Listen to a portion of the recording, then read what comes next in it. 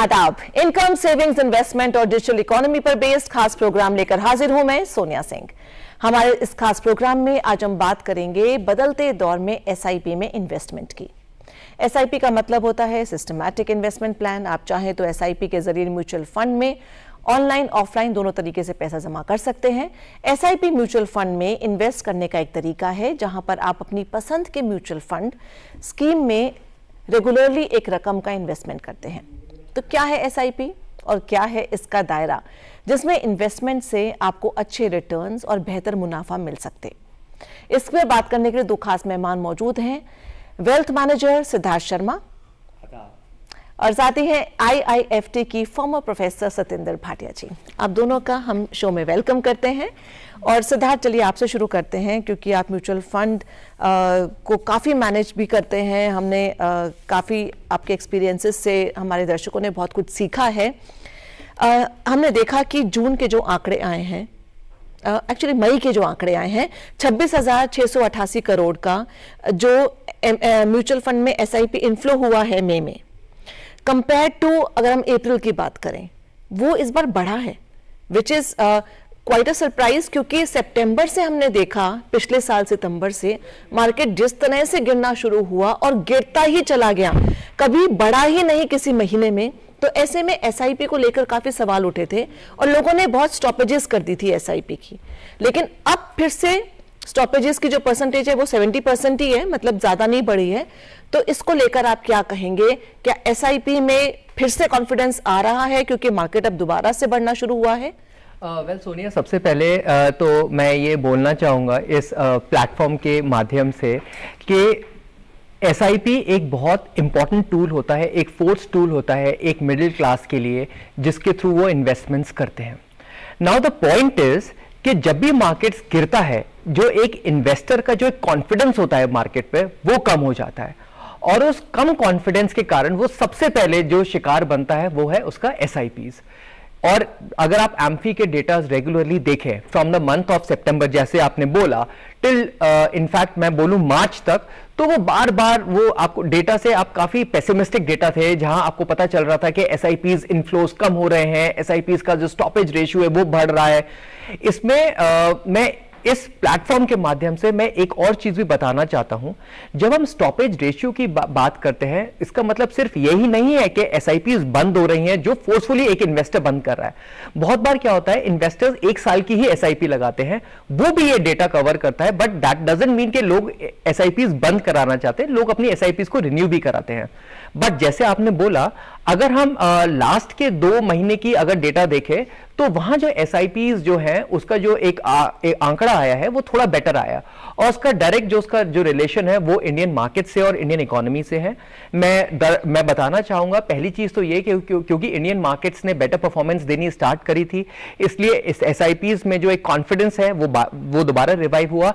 And secondly, क्योंकि हम एक नए फाइनेंशियल ईयर में आए हैं जहां पे आपको पता है कि 12 लाख तक का एक एग्जेम्पशन आ गया है, तो लोगों के पास जो डिस्पोजेबल इनकम है वो बढ़ गई। As a result of it जो एसआईपी में जो एक रकम जानी चाहिए वो भी बढ़ गया, और उसके कारण लोगों ने अपने एसआईपीज भी बढ़ा दी। And at the same time जो थोड़े जियोपॉलिटिकल प्रॉब्लम्स चल रहे थे वो भी थोड़ा बहुत लिटिल बिट सुधार आए, जहां आपको पता है कि जो ट्रेड टैरिफ्स में जो इतनी बड़ी प्रॉब्लम खड़ी कर दी थी, उसके कारण भी थोड़ा सा इन्वेस्टर कॉन्फिडेंस जागा है। इंडियन इकोनॉमी की अगर हम बात करें, बिकॉज जो कि आपने मुझसे पूछा एसआईपी से रिलेटेड, तो एसआईपी का क्योंकि डायरेक्ट रिलेशन होता है मार्केट्स का, और मार्केट्स का डायरेक्ट रिलेशन होता है इकोनॉमी का, तो 2-3 और भी इंपॉर्टेंट फैक्टर्स है जिसके कारण इंडियन इकोनॉमी बहुत बेटर परफॉर्म करने वाली है इन FY 25-26। उसमें एक रीजन ये है कि रेट कट हो रहा है, जिसके कारण इकोनॉमी में बहुत पैसा आएगा, और उस पैसे के कारण मार्केट्स बढ़ेगी, और as a result of which middle man के लिए या कॉमन मैन के लिए जो एक एसआईपी एक टूल बन जाता है इन्फ्यूज करने का मार्केट में, वो भी बढ़ जाएगा। ठीक है सिद्धार्थ, तो हम रीजंस 1 by 1 कवर करेंगे, सारा उसको थोड़ा इंटरैक्टिव रखेंगे। इस बीच सतेंद्र मैम, अगर मैं आपसे पूछूं, किसी के पास 20-25 लाख रुपए हैं, उनको मार्केट में इन्वेस्ट करना है क्योंकि वो देख रहे हैं कि आजू बाजू जो भी इन्वेस्ट कर रहा है उसको बहुत अच्छे रिटर्न्स मिल रहे थे अब तक, तो क्या ऑप्शन होना चाहिए कि आप 20-25 लाख सीधा इन्वेस्ट कर दें, लमसम इन्वेस्ट कर दें स्टॉक्स में, या म्यूचुअल फंड खरीद लें, या फिर और साथ में कोई अगर सैलरी क्लास भी है उसके पास एक ही अमाउंट है जो हर महीने वो निकाल पाता है या निकाल पाती है, तो क्या आप सजेस्ट करेंगे कि लमसम अमाउंट किया जाए या एसआईपी की जाए, ताकि जब मार्केट ऊपर चढ़ रहा है तब भी आप खरीद रहे हैं, जब मार्केट गिर रहा है तब भी आप खरीद रहे हैं, एवरेज आउट हो रहा है कॉस्ट, तो इससे कुछ फायदा है? तो मार्केट किस तरफ जाना है, पहले थोड़ा सा प्रिडिक्शन मेरे ख्याल हर इन्वेस्टर को थोड़ा सा करनी चाहिए, अगर वो खुद कर सकते हैं। नहीं तो कुछ ना कुछ रिपोर्ट्स तो ज़रूर मिल ही जाती हैं बाय विच थोड़ा सा आइडिया हो जाता है कि अगले साल तक या उसके आगे market how it is likely to behave. क्योंकि जैसे इन्होंने कहा कि इंटरेस्ट रेट्स का भी उसका फंक्शन होता है एंड बाकी जो मैक्रो इकोनॉमिक एनवायरनमेंट है। तो अगर आपका प्रिडिक्शन ये है कि market is going to do well, तो डेफिनेटली फिर मुझे लगता है कि लंप सम इन्वेस्टमेंट ठीक रहेगी, बिकॉज उसमें आप देख रहे हो कि जो भी आपका होल्डिंग पीरियड है उसमें market likely to do better and better. तो यू विल वांट कि अगर ये जो करंट ग्रोथ रेट है उसको किसी तरह लॉक कर दिया जाए। ओके, बहुत लंबा पीरियड है तो हो सकता है ग्रोथ रेट कम हो जाए, तो इसीलिए उसको लॉक करना अच्छा रहेगा। बट अगर जैसे मार्केट गिरने वाली है तो you know one should see कि जितनी ज़्यादा वॉलेटिलिटी होगी मार्केट में उतना आप अगर लंप सम से दूर रहोगे तो ज़्यादा अच्छा है। तो इसीलिए हम कहते हैं कि हर महीने कुछ एक फिक्स्ड अमाउंट डाल दो, ताकि आपको मार्केट का जो भी हाईज एंड लोज जैसे आपने कहा वो एवरेज आउट हो जाएगा। कैसे कंफर्म कर सकते हैं कि मार्केट गिरने वाली है या ऊपर जाने वाली है? क्योंकि ये तो एक ऐसा सवाल है जो बहुत ही मुश्किल है जिसका जवाब देना। हालांकि आप जिस तरह से कह रहे हैं कुछ पैरामीटर्स आप अगर पढ़ें तो थोड़ा सा आइडिया हो जाएगा, लेकिन सितंबर में जिस तरह से मार्केट गिरा, अब किसी को उम्मीद नहीं थी कि चलिए एक सरकार आ गई है, अच्छी खासी सरकार आ गई है जो पूरे 5 साल चलेगी और अच्छा सपोर्ट मिल गया है, ऊपर से सारे ग्लोबल फैक्टर्स ठीक हैं, सेबी का कोई रूल आता है वहां पर जो फ्यूचर्स के लिए या फिर डेरिवेटिव मार्केट के लिए या फिर एफपीआईज के लिए, एफआईआईज के लिए, उसकी वजह से मार्केट गिरनी शुरू होती है, सेलर्स बढ़ जाते हैं मार्केट में। सितंबर, अक्टूबर, नवंबर, दिसंबर, जनवरी, फरवरी, मतलब लगातार गिरती रहती है। ये तो शायद प्रेडिक्शन करना बहुत मुश्किल था।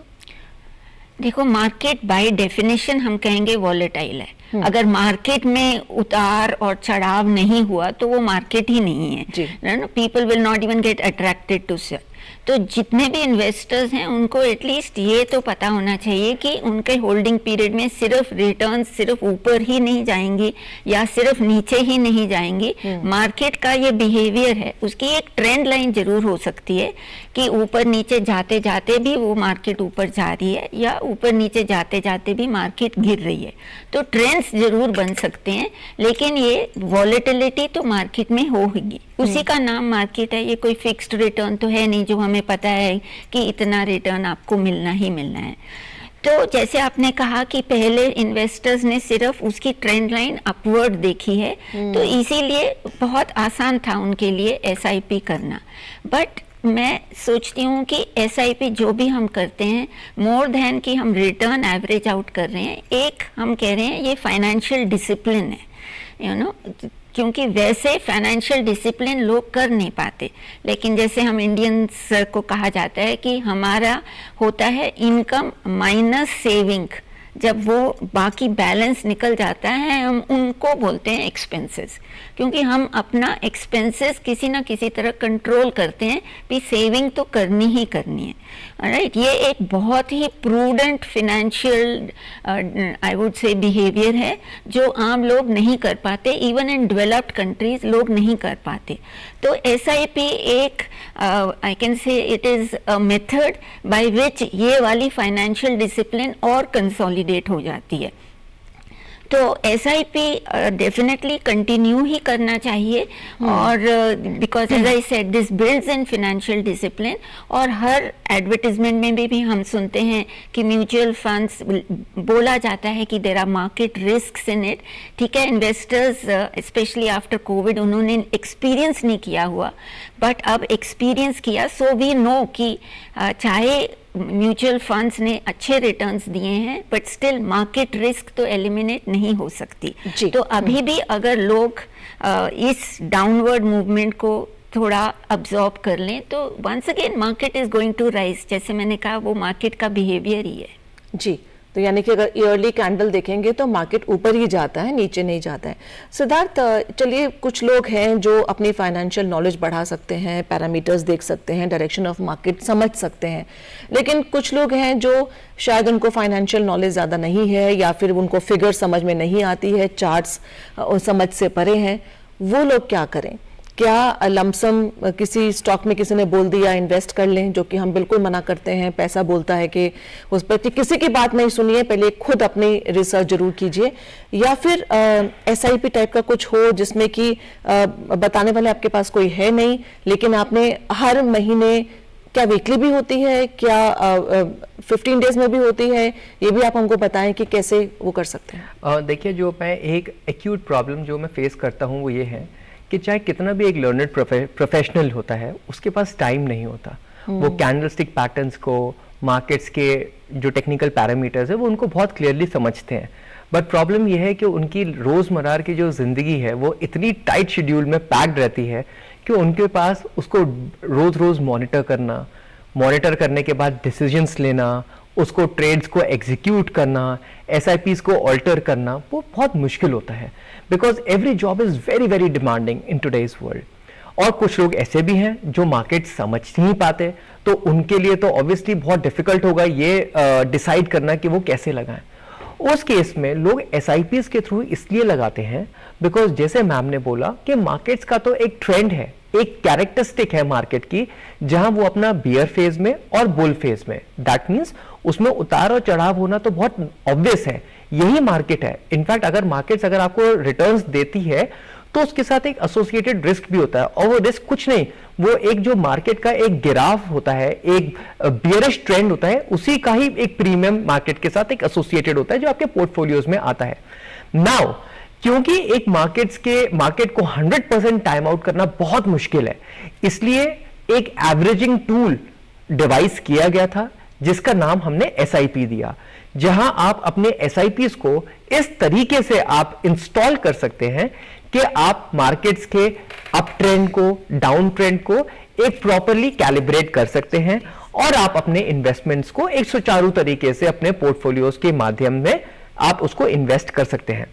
Now the point is SIPs के जो इंस्टॉलेशन होती है वो किस किस तरीके से होती है, जैसे आपने मुझसे सवाल पूछा, तो मैं इन्वेस्टर्स को बताना चाहूंगा। और मैं इनफैक्ट इससे भी आकर्षित एक और क्वेश्चन भी है कि आज की डेट में मिनिमम SIP कितने की हो सकती है, वो भी सेबी ने उसको बहुत मॉडिफाई कर दिया है, और मैं आपको एक एग्जांपल से बताऊंगा जो इन्वेस्टर्स को बहुत अट्रैक्ट करेगा।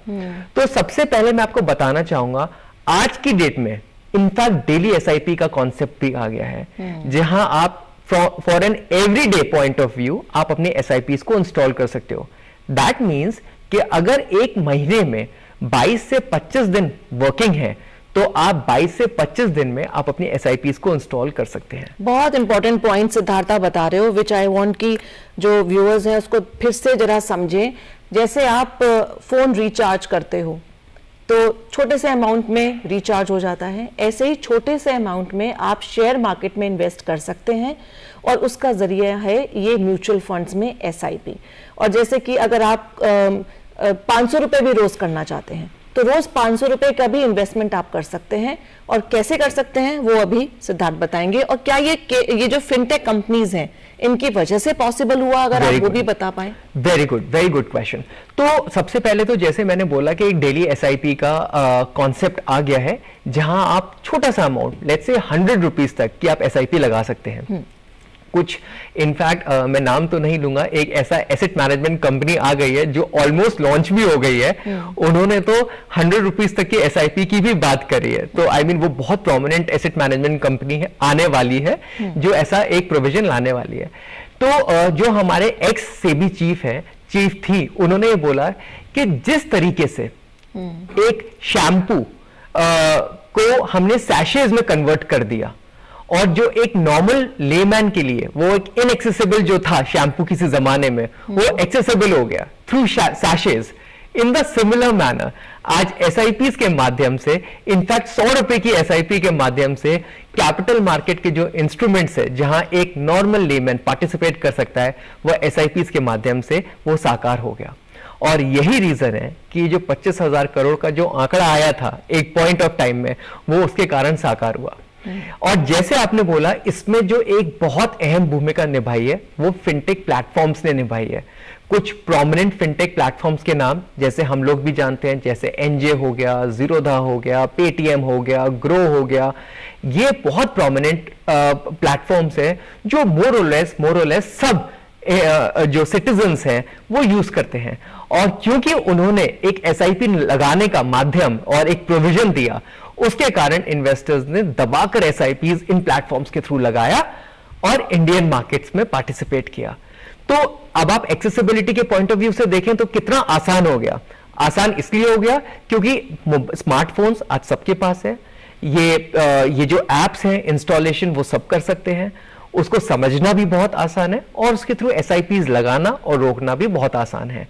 और इन प्लेटफॉर्म्स ने, स्पेशली इन फिनटेक प्लेटफॉर्म्स ने, या इसको टेक्निकली बोलते हैं digitization of financial asset classes, इसने बहुत बड़ा रोल प्ले किया है एक इंडियन इन्वेस्टर्स को इतना साकार, इतना केपेबल बनाने में, जहां उन्होंने इंडियन मार्केट्स में जो किसी जमाने में वो एक एलिटिस्ट ही इन्वेस्ट कर सकते थे, उसको एक नॉर्मल लेमैन तक ले जाने के लिए। और इनफैक्ट मैं आपको बताना चाहूंगा, एक दिन तो मैं एक रास्ते से गुजर रहा था, वहां एक दो छोटे बच्चे वो ये बोल रहे थे कि मैंने इस आईपीओ में लगा दिया। तो उससे मुझे रियलाइज हुआ कि आज जो एक लहर दौड़ रही है फाइनेंशियलाइजेशन की, जहां लोगों को यह बात समझ में आ रही है कि एसआईपीज लगाना कितनी जरूरी है अपने फाइनेंशियल एसेट्स को बढ़ाने के लिए, क्योंकि एस्पिरेशंस बढ़ गए, गोल्स बढ़ गए और इन्फ्लेशन बढ़ रहे।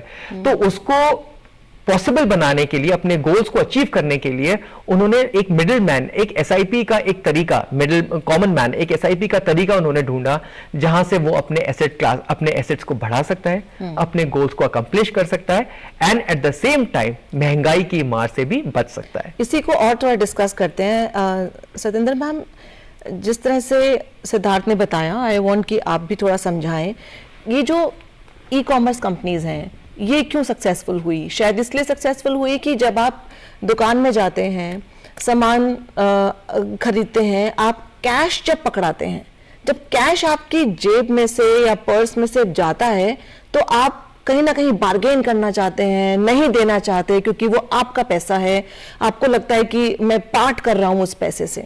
लेकिन जब वो आप गूगल पे करते हैं या फिर आप उसको पेटीएम से भेजते हैं, तो आप एक सेकंड में स्वाइप करते हैं और चला जाता है, आपको वो साइकोलॉजिकल फीलिंग नहीं आती कि मैंने अपना पैसे से पार्ट किया। ये साइकोलॉजी कितनी इंपॉर्टेंट रही म्यूचुअल फंड्स की ग्रोथ में, और साथ ही जिस तरह से शैम्पू वाला एग्जाम्पल मार्केटिंग में, फाइनेंस में बहुत ज़्यादा इस्तेमाल होता है, वो एसआईपी की दुनिया को बदलने में, फाइनेंशियल मार्केट की दुनिया को बदलने में कितना फर्क पड़ेगा उससे? तो जितने भी हमारे देश में डिजिटलाइजेशन हुआ है, उसका बहुत ज़्यादा इम्पैक्ट हुआ है। म्यूचुअल फंड इंडस्ट्री में भी, बाकी इंडस्ट्रीज में भी।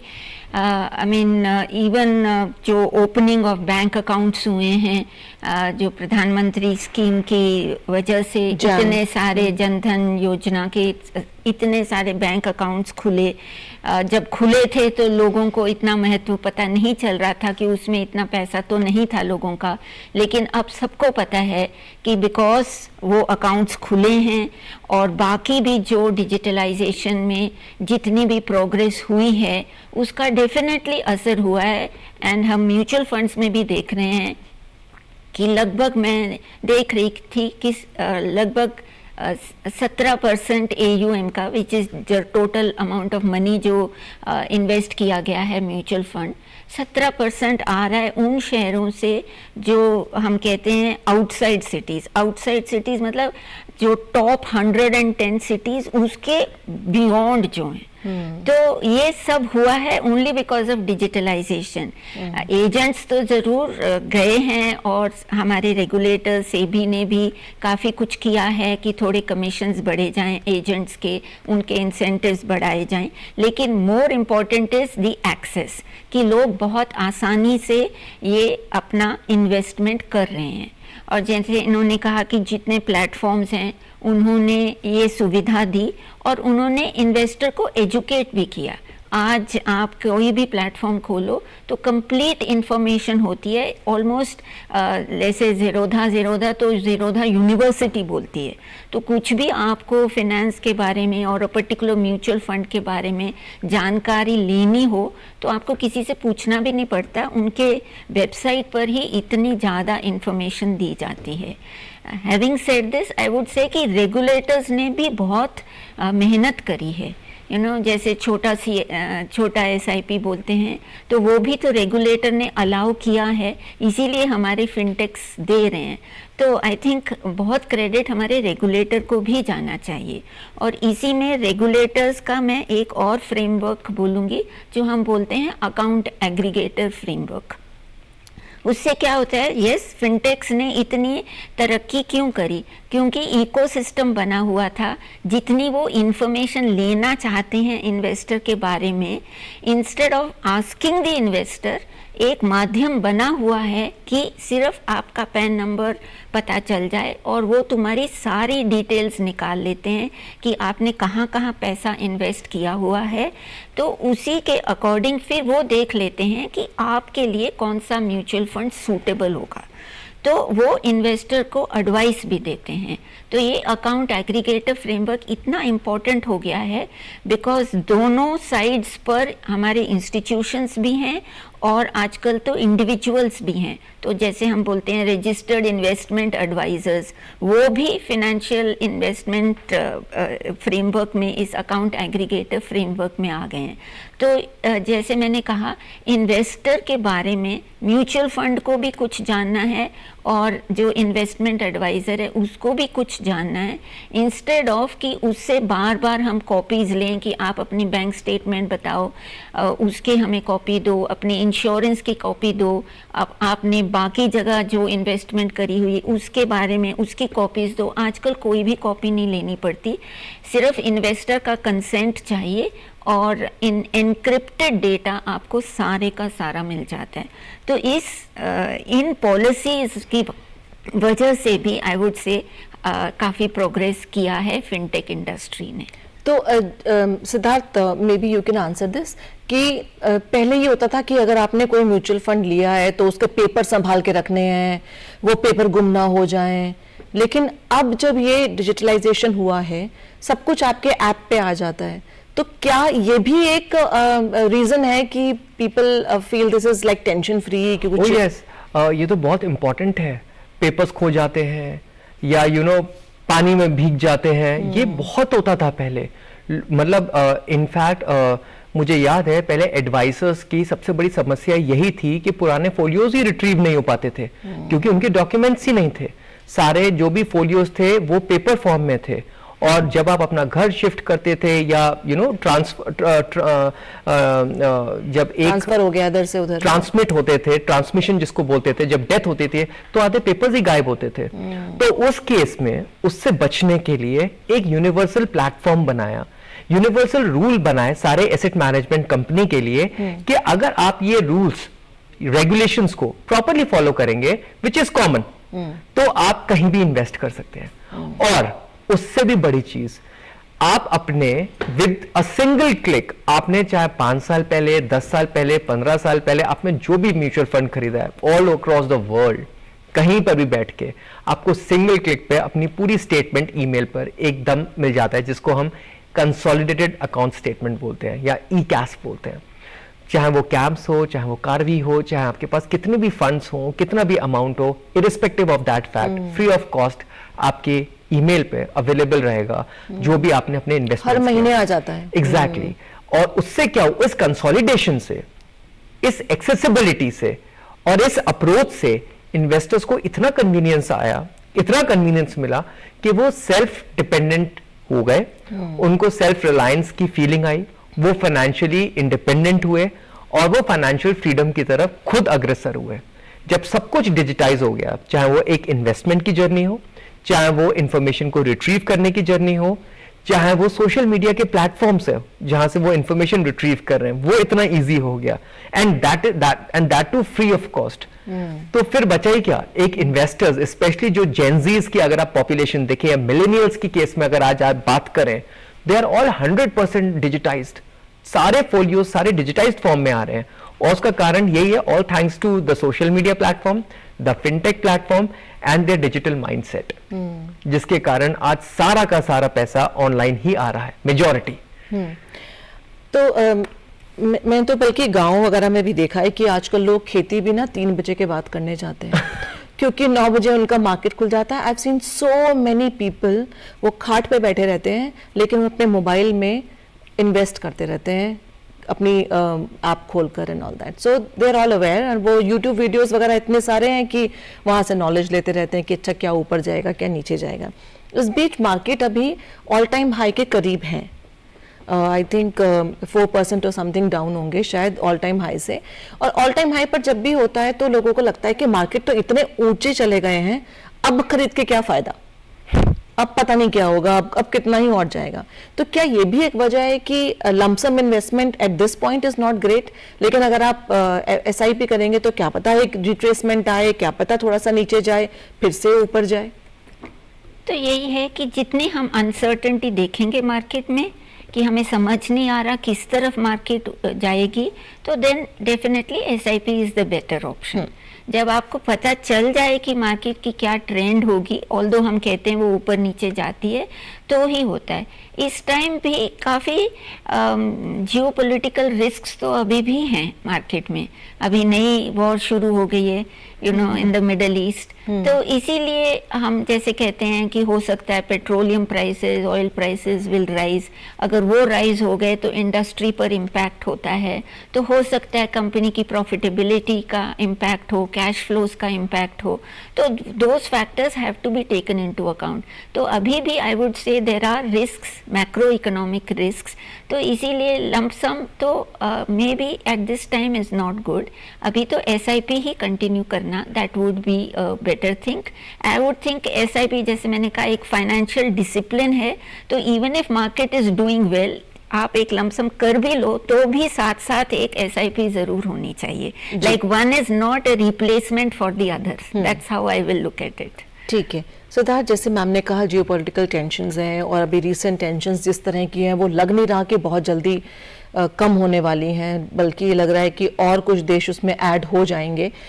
उसके पहले ट्रेड कंसर्न्स थे, टैरिफ के जो चीज़ें चली, पॉज चला 90 डेज़ का, फिर से जो इंडिया UK कह लो या US UK कह लो या चाइना कह लो, ये सब जो चल रहा है, इस सब के बीच में भी जैसे मैम ने बोला कॉर्पोरेट अर्निंग्स भी म्यूटेड टाइप ही हैं अभी तक। तो क्या जो ये वैल्यूएशन वरीज हैं मिड कैप सेगमेंट की या स्मॉल कैप की, इन सबको देखते हुए अभी अगले 6 महीने आप क्या एडवाइस करेंगे हमारे दर्शकों को? देखिए, एक चीज़ तो बिल्कुल निश्चित है, अगर कोई भी इन्वेस्टर अगर ये समझ रहा है कि मार्केट्स बहुत इजी है प्रिडिक्ट करना, तो इतने जो एल्गोरिथमिक ट्रेडर्स होते हैं या इंटरनेशनल ट्रेडर्स जो बैठे हुए हैं, वो जो इतना काम कर रहे हैं, अपने पूरा अपना माइंडसेट, अपना पूरा थॉट प्रोसेस, अपना पूरा आइडियाज़ लगा रहे हैं, तो वो तो फिर बेकार है। तो ऐसा तो हो ही नहीं सकता, because markets are nothing but just a function of lot and lot of variables. Geopolitical factors उसमें एक बहुत इंपॉर्टेंट कंट्रीब्यूशन अपना देता है। फॉर एग्जांपल ट्रेड टैरिफ्स हो गया, इंडो पाक इश्यूज हो गए, US यूक्रेन रशिया हो गया, now Iran and Israel issues हो गया, बाय डिफॉल्ट है उससे एक इन्वेस्टर सेंटिमेंट डेफिनेटली इफेक्ट होता है। उसके कारण स्पेशली जो FIIs या DIS का जो एक इनफ्लो होता है वो अफेक्ट होता है, and as a result of which markets अपना एक वॉलेटाइल फेज में जाता है, वो वॉलेटिलिटी कंटिन्यू रहती है। Now the point which is very clear is, क्योंकि SIP is nothing but a tool for rupee cost averaging, वो आपके ऊपर के मार्केट्स में और नीचे के मार्केट में बहुत बेहतरीन तरीके से वर्क करती है। इनफैक्ट मैं बताना चाहूंगा, जिन इन्वेस्टर्स ने अपनी SIPs बंद नहीं करी थी पिछले 8 महीने में, उनको एक बहुत सब्सटैंशियल गेन आया है, डिस्पाइट द फैक्ट कि मार्केट्स अपने ऑल टाइम लो पर भी पहुंची थी पिछले 3 महीने में। और कारण यह था कि उन्होंने SIPs के माध्यम से उन्होंने नीचे के दाम पे, नीचे के भाव पे, नीचे के वैल्यूएशंस पे अपने यूनिट्स परचेज करी थी, चाहे वो स्टॉक्स में हो या म्यूचुअल फंड में हो। Now going down the line हम 6 महीने, आपने जैसे मुझसे पूछा कि 6 महीने हाउ डू आई एंटिसिपेट के मार्केट्स कैसे परफॉर्म करेगा। मार्केट्स तो हर बार वॉलेटाइल रहा है, मैंने अपने पूरे करियर में मार्केट्स को वॉलेटाइल होते हुए देखा है। कारण बदल गए लेकिन वॉलेटिलिटी कंटिन्यू रही। बट यस, जैसे मैंने शो के स्टार्टिंग में बोला, markets are nothing but just a function of economy. अगर इकोनॉमी परफॉर्म करेगी तो मार्केट्स भी परफॉर्म करेंगे, क्योंकि मार्केट्स में भी तो इनफैक्ट वही शेयर्स है, चाहे आप कोई भी टॉप के शेयर्स की बात करें या मिडिल शेयर्स की बात करें, मिड कैप्स की या स्मॉल कैप्स की बात करें। So in that case volatility market में रहेगी, कारण बदल जाएंगे लेकिन आपकी एसआईपीज कंटिन्यू रहनी चाहिए। अगर आपको इस डर से बचना है कि मार्केट्स अपने पीक पे पहुंच गया है, इस समय क्या करना चाहिए, इस समय लमसम इन्वेस्ट करें या मार्केट्स में एंटर कैसे करें, क्या हमारी रैली मिस हो गई है, इन सारे सवालों से और इस फोमो से बचने के लिए आपको मार्केट्स में थ्रू एसआईपीज हर बार इन्वेस्ट करते रहना चाहिए। इससे आपका एक डिसिप्लिन, जिसको हम फाइनेंशियल डिसिप्लिन बोलते हैं, वो बना रहेगा, जो कि बहुत इंपॉर्टेंट है, because discipline is the first pillar towards financial asset building up. And at the same time आप मार्केट्स के उतार और चढ़ाव को प्रॉपरली एसआईपीज के माध्यम से कवर कर पाएंगे। और मैं इन्वेस्टर्स को एक चीज और भी बताना चाहूंगा, जितना मार्केट्स वॉलेटाइल होगा और जितनी आपकी एसआईपीज चलेंगी उतना ही आपके लिए बेनिफिशियल होगा, क्योंकि आप मार्केट्स को हर एक लेवल पर ट्रैक करते रहेंगे, हर एक लेवल पर एंटर करते रहेंगे and over a period of time. अगर 3 से 5 साल का आपकी ड्यूरेशन है या अवधि है तो आप अपने पोर्टफोलियोज में एक सब्सटैंशियल रिटर्न्स आप देख पाएंगे। जी मैम, जैसे कंजम्पशन पिछले 2 साल से काफ़ी लैग कर रहा था, आरबीआई का जो रेट कट हुआ है उससे कुछ इसमें रिवाइवल आएगा क्या? और जैसे अगर हम चाइना +1 की बात कर रहे हैं तो वहाँ पर हमें अपना इंफ्रास्ट्रक्चर बहुत अच्छा करना पड़ेगा। क्या ये 2 सेक्टर्स हैं जहाँ पर कंपनीज को ढूंढ के या म्यूचुअल फंड्स ढूंढ के आप वहाँ पर इन्वेस्ट करें तो अच्छे रिटर्न्स आने वाले टाइम में मिल पाएंगे? क्या ये सही है? अच्छे रिटर्न्स तो कॉर्पोरेट अर्निंग्स पर डिपेंडेंट हैं। ओके, सो इंटरेस्ट रेट कम होना definitely it is a plus factor, क्योंकि उनका कंपनीज का कॉस्ट कम हो जाता है, तो उससे there is a lot of high probability कि उनके अर्निंग्स भी बढ़ेंगे। But at the end of it earnings तो आपका रेवेन्यू जब तक बढ़ेगा नहीं तब तक नहीं काम होगा। इंटरेस्ट का डेफिनेटली इम्पैक्ट होता है, बट द टॉप लाइन जो हम बोलते हैं, टॉप लाइन शुड ग्रो। तो वो टॉप लाइन तभी ग्रो होती है when there are opportunities for additional business companies के लिए, इंडिया के अंदर भी और इंडिया के बाहर भी। तो जब इंडिया के बाहर कुछ मैक्रो इकोनॉमिक एनवायरनमेंट ठीक न हुआ हो और तुम इंटरेस्ट रेट कट भी कर दो तो उन कंपनीज एडिशनल अपॉर्चुनिटीज नहीं मिलेंगी, राइट। बट इसका मतलब ये नहीं है कि हमारी इन्वेस्टमेंट कम हो जाए। Okay, because I also want to take the example of USA. USA की म्यूचुअल फंड इंडस्ट्री लगभग 24-25 गुना है हमारी म्यूचुअल फंड इंडस्ट्री से। और हम कहते हैं वहाँ लोग सेव नहीं करते, हम सेव करते हैं।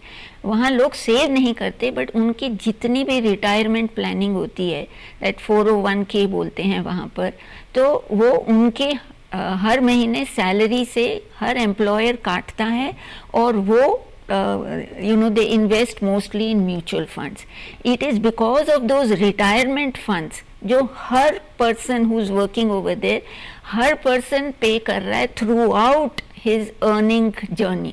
तो आप समझ सकते हो कि कितना पैसा उनके पास एक उनके लिए तो सेविंग नहीं कहा जाता, but it is a forced saving, क्योंकि एम्प्लॉयर ही आपका सैलरी से काट के इन्वेस्ट कर रहा है और आपको रिटर्न दे रहा है। तो जो वो रिटायरमेंट प्लानिंग की वजह से वो जो म्यूचुअल फंड इंडस्ट्री इतनी बड़ी हुई है, तो मुझे लगता है कि वो एक फैक्टर हमारे इंडिया में भी आना चाहिए। अभी हमारे जो रिटायरमेंट हैं, पहले तो ठीक है गवर्नमेंट पेंशन दे देती थी फिक्स्ड अमाउंट, बट अब ओवर द इयर्स हमने देखा है कि even government is giving variable pension. जैसे हम बोलते हैं आपकी कंट्रीब्यूशन डिफाइंड हो सकती है, लेकिन जो बेनिफिट मिलेगा pension that need not be a defined sum. और प्राइवेट सेक्टर में भी बोला जाता है कि आपको अपनी रिटायरमेंट प्लानिंग खुद करनी है, इसीलिए काफ़ी म्यूचुअल फंड्स हैं और काफ़ी लाइफ इंश्योरेंस कंपनीज ऑल्सो जो आजकल देने लग पड़ी हैं रिटायरमेंट प्लानिंग प्रोडक्ट्स। तो मुझे लग रहा है कि अगर कुछ सेम स्कीम हो जहाँ से हमारी सैलरी से कुछ पैसा काट के, अभी हमारे न्यू पेंशन स्कीम तो है but still it is in the form of a pension, alright, उसमें भी कुछ गाइडलाइंस हैं, how much can be invested in shares etcetera, but you know what I am saying is how much can be invested in mutual funds, क्या एक majority amount जो एक employ contribute कर रहा है थ्रू म्यूचुअल फंड्स, उसकी सारी retirement planning हो जाए, I mean that will be a very big plus to the mutual fund industry. जी, तो सिद्धार्थ, ये फोर्स सेविंग की जो बात की मैम ने, ये एक्चुअली कितना पॉसिबल है इंडिया में in terms of private companies, क्योंकि यहाँ पर ये भी सवाल उठेगा कि आप कहाँ इन्वेस्ट कर रहे हो मेरा पैसा, ये तो मेरा है, मुझे मेरा ये वाला म्यूचुअल फंड अच्छा नहीं है, ये वाला फंड करो। So I mean how does it work? I mean America में कैसे काम करता है? वेल, अमेरिका में तो एक पूरा एक कॉर्पस होता है, सॉवरेन कॉर्पस, जैसे मैम ने बताया 401 के, तो उस कॉर्पस में वो पूरा पैसा जाता है और उस कॉर्पस में जाने के बाद वो अपने आप डिस्ट्रीब्यूटेड डिवाइड हो जाता है।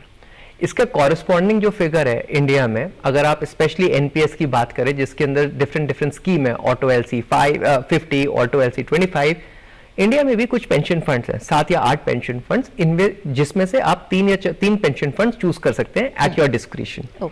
इन द सिमिलर मैनर कॉर्पोरेट्स में भी उनको एक बकेट दी जाती है कि उन बकेट में से वो चूज कर सकते हैं कि अपना, इनफैक्ट ये प्रोविजन कुछ एसेट मैनेजमेंट कंपनीज ने स्टार्ट कर दिया है कि वो थ्रू एचआर अपने कॉर्पोरेट अपने एम्प्लॉयज का पूरा फाइनेंशियल प्लानिंग करवा रहे हैं, और वो इसी के थ्रू करवा रहे हैं कि वो कुछ एसेट मैनेजमेंट कंपनीज के पास प्रोविजन है जहां वो एक डेटाबेस क्रिएट कर सकते हैं। उस डेटाबेस के थ्रू उनको एक कंपनी के थ्रू एचआर एक एम्प्लॉयज का पूरा इंफॉर्मेशन मिलता है। उस एम्प्लॉयज की इंफॉर्मेशन मिलने के बाद वो उनको बकेट ऑफ या बुके ऑफ फंड्स बताते हैं, वो इन्वेस्टर्स या एम्प्लॉयज उसमें से सेलेक्ट करते हैं एंड थ्रू दैट उनकी एसआईपीज रेगुलर लग जाती है। तो एक तो उससे रिटेंशन बढ़ता है एक कंपनी में, and at the same time उनकी जो फाइनेंशियल प्लानिंग है या इन्वेस्टमेंट गोल बेस्ड प्लानिंग है वो भी सुचारू तरीके से हो जाती है। इन दैट केस एक इन्वेस्टर के पास अपना डिस्क्रिशन भी रहता है फंड्स को सिलेक्ट करने का, and at the same time SIPs के माध्यम से वो एक फोर्स सेविंग भी कर लेते हैं। तो एक पन दो काज, दोनों काम उनके रिजॉल्व हो जाते हैं, एंड थ्रू दैट उनके जो एक कॉर्पस है जमा राशि वो बन जाता है। एक समझना जो बहुत इंपॉर्टेंट है वो ये है कि किसी भी इन्वेस्टर की लाइफ में इतनी प्रायोरिटीज होती हैं कि बहुत बार जो एक इन्वेस्टमेंट की जो एक इंपॉर्टेंस होती है वो काफी नीचे दब जाती है, जिसके कारण वो इन्वेस्ट कर ही नहीं पाता। लेकिन जैसे मैम ने पहले बताया, investment I mean income minus investment should be your expenses, वो एसआईपी बहुत आसानी से कर देती है, बिकॉज ऑटोमेटेड इंस्ट्रक्शंस मिली हुई हैं बैंक को कि इस डेट को एक स्टिमुलेटेड अमाउंट निकल जाए आपके अकाउंट से। तो इन दैट केस उसमें इन्वेस्टर का कोई रोल नहीं है अनलेस एंड अनटिल वो उसको रोके अपने एसआईपीज को। सो बाय डिफॉल्ट वो एक फोर्स सेविंग की तरफ मूव हो रहा है जहां उसको दिमाग लगाने की जरूरत नहीं है और उसके इन्वेस्टमेंट्स प्रॉपर्ली चल रहे हैं। So what could be better for a normal layman जिसके खर्चे इतने ज्यादा हैं, जिसके एस्पिरेशंस भी बहुत ज्यादा हैं, जिसकी महंगाई भी बहुत ज्यादा है, तो in that case a force saving which in our case is SIP works the best. बिल्कुल, आप अगर एक थिएटर में मूवी देखने जाओगे 2 लोग तो शायद 3-4 हज़ार रुपए आराम से खर्च हो जाएंगे। एग्जैक्टली और देखो समाज भी तो बदल रहा है। पहले तो एक तरह जॉइंट फैमिली में लोग रहते थे तो एक दूसरे का सपोर्ट भी हो जाता था, फाइनेंशियल सपोर्ट भी हो जाता था, लेकिन आजकल ज़माना चेंज हो रहा है। इवन पेरेंट्स मतलब ये नहीं सोच सकते कि after retirement we will live on the children money, है ना। तो आजकल सभी को अपना सिर्फ करियर नहीं देखना, करियर के बियॉन्ड भी प्लानिंग करनी है, ऑलराइट। और ये एसआईपीज जो आपके एम्प्लॉयर्स आपका कॉर्पस फंड बना के और आपकी पूरी रिटायरमेंट प्लानिंग कर देते हैं, I think that is a very very good way. और साथ में आप खुद भी अपने इनपुट्स दीजिए, जैसे इन्होंने कहा कि वो खुद पोर्टफोलियो बना देते हैं। आजकल ऑल दीज प्लेटफॉर्म्स भी बना के देते हैं, क्यूरेटेड प्लेटफॉर्म सब बोलते हैं। हमने देखा है ईटी मनी फॉर एग्जांपल, और भी हैं जो आपको क्यूरेटेड पोर्टफोलियोज बना के दे देते हैं अगर आपको लगता है वो आपका पोर्टफोलियो ठीक है तो आप ले सकते हो, और आपके पास ऑप्शंस काफ़ी होते हैं, ये नहीं सिर्फ एक ही पोर्टफोलियो होता है, 4-5 बने होते हैं और आप कोई भी ले सकते हो। तो मुझे लगता है कि जैसे समाज चेंज हो रहा है, एक फाइनेंशियल इंडिपेंडेंस हम सबके लिए बहुत ही इम्पोर्टेंट है और हमें थ्रू आउट द लाइफ चाहिए।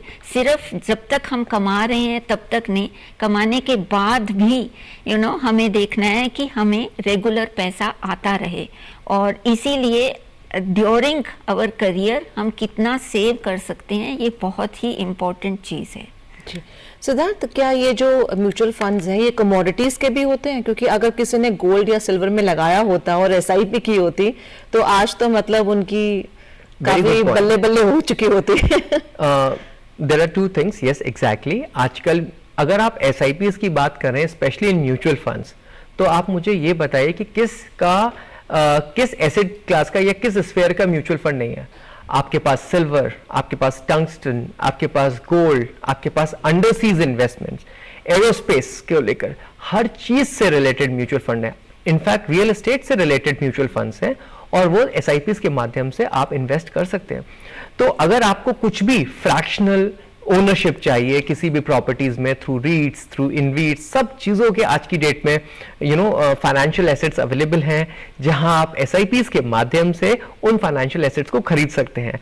और जैसे आपने कहा गोल्ड का स्पेसिफिकली, यस, गोल्ड ने एक बहुत ही अपना जो परफॉर्मेंस दिया है पिछले 6 से 7 महीनों में, वो एक्सेप्शनली हाई है।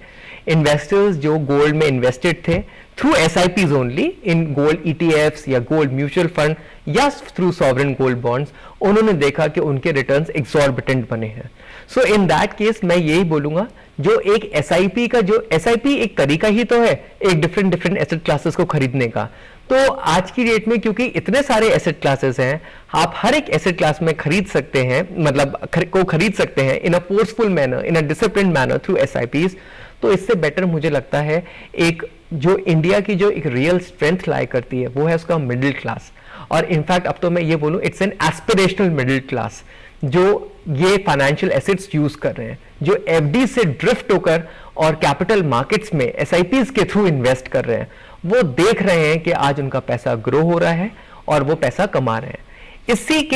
इसमें मैं एक और स्टेटमेंट भी जोड़ना चाहूंगा, जैसे मैम ने बोला एसआईपीज के माध्यम से आप पैसा जमा तो कर लेते हैं, हमारे पास एक और इंस्ट्रूमेंट भी होता है जिसको बोलते हैं SWP, which is a systematic withdrawal plan. At the time of retirement आप उसी कॉर्पस से जो जमा हुआ है आपका एसआईपीज के थ्रू, आप एसडब्ल्यूपी के माध्यम से आप अपना पेंशन, अपनी एन्युटी, अपनी ग्रेच्युटी को भी अवेल कर सकते हैं, और जिसके कारण आपकी जो एक रिटायरमेंट है वो एक कंफर्टेबल या सिक्योर्ड हो सकती है। बिल्कुल। आखिर में मैम ये बताएं कि सब कुछ अच्छा है क्या एसआईपी में? कोई तो ऐसी चीज होगी जो जिसका ध्यान रखा जाए, जो नेगेटिव भी हो सकती है इन्वेस्टमेंट में, कोई तो ड्रॉबैक्स होंगे? नहीं, ड्रॉबैक तो यही है कि मैक्सिमाइज नहीं होगा रिटर्न, बिकॉज हमने कहा कि एवरेज रिटर्न्स आते हैं, मार्केट ऊपर नीचे जाती है। तो डेफिनेटली अगर लंप सम आज अगर रेट्स बहुत हाई हैं और मैं डाल दूं तो मुझे बहुत अच्छा रिटर्न मिलेगा, राइट। बट जैसे हम कहते हैं कि क्योंकि मार्केट वॉलेटाइल है, और जब मार्केट ज़्यादा वॉलेटाइल है तो एसआईपी ज़्यादा अच्छा है, राइट। अगर मार्केट की वॉलेटिलिटी कम है तो फिर डेफिनेटली एसआईपी का बेनिफिट भी उतना कम हो जाएगा, right. But we have to take it for granted कि चाहे वो बूम टाइम है चाहे वो रिसेशन टाइम है, थोड़ी वॉलेटिलिटी तो रहेगी। इसीलिए आई वाज सेइंग कि एसआईपी तो करना ही करना है, और अगर आपको लगता है कि अच्छा है तो थोड़ा लमसम भी कर दीजिए, but one need not be a replacement for the other. Last में 30 सेकंड्स का कोई टिप्स आप देना चाहेंगे सिद्धार्थ दर्शकों को? वेल, मैं आपको यही एक सजेशन देना चाहूँगा कि एसआईपी एक माध्यम है जिसके थ्रू आप कैपिटल मार्केट्स में इन्वेस्ट करते हैं, लेकिन आपको एक चीज़ भी ध्यान रखना चाहिए कि आप अपने एसआईपीज़ को रेगुलर मॉनिटर करते रहें कि क्या आपको मिड कैप में जाना है, कब मल्टी कैप में जाना है, कब फ्लेक्सी कैप में जाना है। उसके लिए थोड़ा सा एक थॉरो रिसर्च करने की ज़रूरत है, या आप अपने वेल्थ मैनेजर या इन्वेस्टमेंट एडवाइजर से आप एक सजेशन ले सकते हैं, या आप इंफॉर्मेशन भी काफ़ी पढ़ सकते हैं जो यूट्यूब में है। अगर आप इस इंफॉर्मेशन के थ्रू अपनी SIPs को रेगुलर मॉनिटर करते रहेंगे और SIPs को बढ़ाते रहेंगे, जिसको हम स्टेप अप SIPs कहते हैं। अगर आप वो करते रहेंगे over a period of time, तो आप देख पाएंगे at the time of retirement आप थ्रू कंपाउंडिंग इफेक्ट आप एक काफी सब्सटैंशियल कॉर्पस जनरेट कर पाएंगे, जो आपके रिटायरमेंट के लिए काफी यूजफुल होगा। जिस तरह से हमारे दोनों गेस्ट ने बताया है कि SIP एक ऐसा माध्यम है जहां पर आप अपना पैसा जो है उसके कंपाउंडिंग रिटर्न्स भी ले सकते हैं। आपने देखा ही होगा, अगर आपने पिछले 1 साल में किसी शेयर में पैसा लगाया होगा तो साफ साफ दिखता होगा आपको अपनी ऐप पर किस तरह से वो कभी नीचे जा रहा है, कभी हिचकोले खाकर ऊपर जा रहा है, लेकिन आखिर में शायद ही उस बाय प्राइस पर आया होगा अगर आपने 1 साल पहले लिया होगा। लेकिन अगर आपने SIP की होती तो जब मार्केट नीचे गया तब तक आपने उसमें ऐड किया और फिर आज आपको एक ग्रीन शूट्स या फिर कहें अच्छे रिटर्न्स आपको देखने को मिल रहे होते। तो अगर बहुत ज़्यादा जानकारी नहीं है तो बेस्ट यही है कि आप SIP कीजिए, और जिस तरह से सिद्धार्थ ने बताया कि अब आप डेली SIP भी कर सकते हैं, तो आप अपना बजट देखिए और उसके हिसाब से डिसीजन लीजिए। बहुत बहुत शुक्रिया स्टूडियो में आने के लिए और इस जानकारी के लिए। तो हमारे इस कार्यक्रम में आज इतना ही। पैसा बोलता है कि इस कड़ी में आपको क्या लगता है कि और क्या क्या हमें दिखाना चाहिए, अपनी राय दीजिए, हमें सजेशंस दीजिए। हमारा ईमेल ID नोट कीजिए DDUrduspecials@gmail.com। इसी के साथ पूरी टीम को दीजिए इजाजत। आदाब।